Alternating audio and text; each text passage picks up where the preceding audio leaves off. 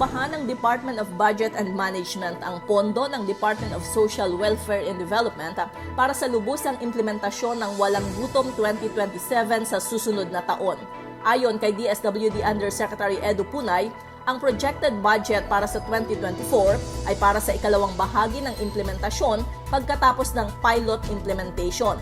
6 na bilyong piso ang pondo para dito para masakop ang 300,000 beneficiaries ng programa. Sabi ni Punay, malaking bagay ang inilabas na executive order ni Pangulong Ferdinand Marcos Jr. para magkaroon ng working budget ang food stamp program na isang flagship program ng administrasyon.